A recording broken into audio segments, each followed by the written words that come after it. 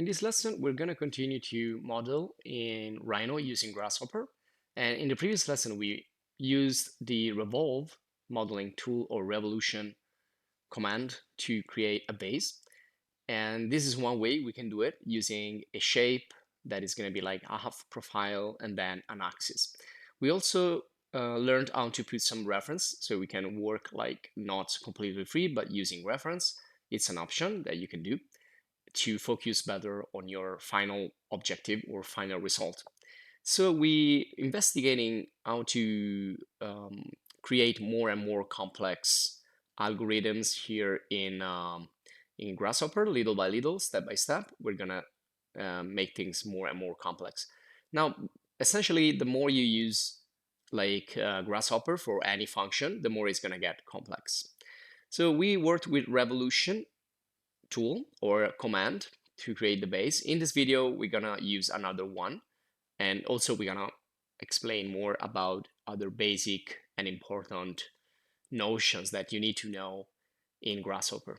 So we're gonna use the Loft, which can be found in the Surface tab among the other modeling tools to create surfaces.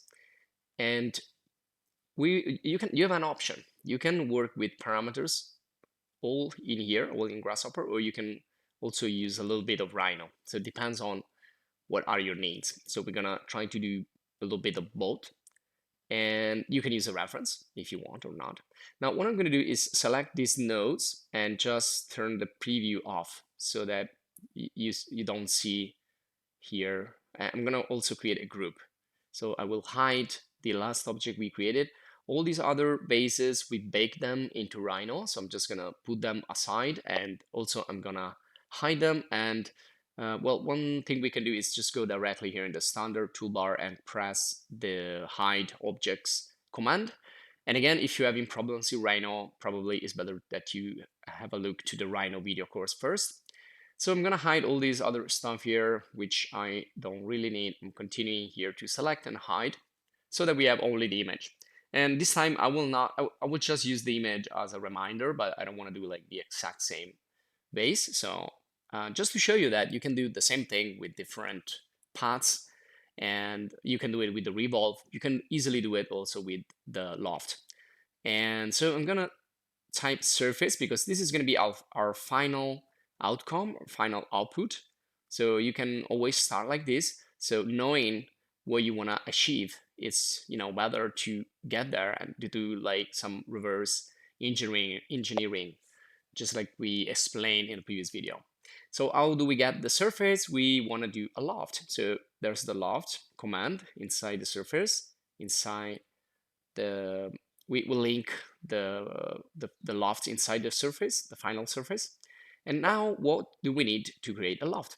Well, the Loft is an extrusion through profiles, meaning that we need to have like 2D curves, like circles or whatever shapes, and we need more than one. So if I press the spacebar and create a circle by typing the circle, you have different types of circles here. So you have 3 points and then others.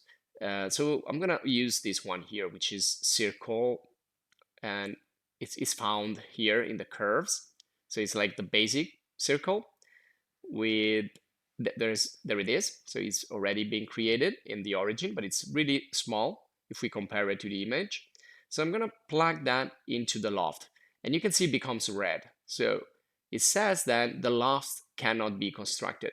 So the more complex is the surface you want to generate or the component that you want to use, the more you need to work here to make things right. And let me click on this node, and I'm gonna apply the node to the radius. I'm gonna define a radius of 10. So to make the circle just a little bit bigger. So we have the radius and we have the center with this type of circle. So in this case, we have only one value. That's the only value we have is 10, and you can see it's getting bigger. So if I say 40, again, it's gonna get bigger and bigger. So this is one way I can construct a circle directly in Grasshopper without using Rhino. And also you have other types. Also, you can indicate a circle in Rhino. Well, you have this one here, which is center, point, and then normal and radius. It's another way you can create a circle. So one is going to override the other. You can see if I plug one in, it's going to remove the other. But if I go here on the C, it's asking me for curves as list. So a list is not one single entity. When we talk about list, we talk about like 2 or more values, not only one. And that's another way we can input data in Grasshopper. So we have the single value, and then we have the list, and also we have another one, which is the tree and the branches, but we're gonna get there. Just follow me on this basic stuff. So with this circle here, we have center, we have radius, and we have normal, which is like the orientation of the circle. So what if I want to create more than one circle? Well, I need to input more than one value. So let's assume that, again, with the note, the standard note box, if I plug here, this is going to be one value, and it's going to be 30. So I just created another circle, just as I did before, with one radius.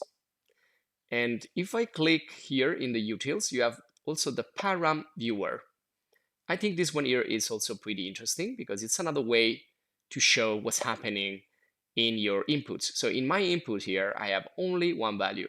So on the left side, we have like the curly brackets that represent how many branch. And then on the right side, we have the number of values. And right now we have one branch, one value. So if I go down here and say 30 and 50, well, it doesn't change. You can see it's still one value. So it's not understanding what I'm trying to say here, which is, well, I need to create more than one circle in order to have the loft, otherwise it won't work. And here, if I right click, I can say multi-line data, so I can see a little bit better. And now you see you have two values. One is 30 and one is empty. So I can say, okay, one is 30, and then I'm gonna type 50, but be careful because this one here is just substituting the first one. So I'm gonna type 30 and then press enter and then 50, and there you go. Now we have two values running in here, and the third is empty. Well, since we have the cursor there, it's gonna appear like a value. So I'm putting 30, 50, and 70, and now I have three values, one branch. And also it's visible here in the wires. So when you have two wires, you have more than one values. When you have dashed wires, you have more than one branch. We also talked about this before, but let's see it again. Now, what is missing here, what it's telling me is that it needs a circle. So let's put, sorry, a center. So let's put 0, 0, 0. And that means that this is going to go in the origin. And now you can see we have three circles with one center. And they create this type of loft, which is a flat loft. It's bidimensional, it's not three-dimensional, because we need to move up those circles, and so we need to position them elsewhere.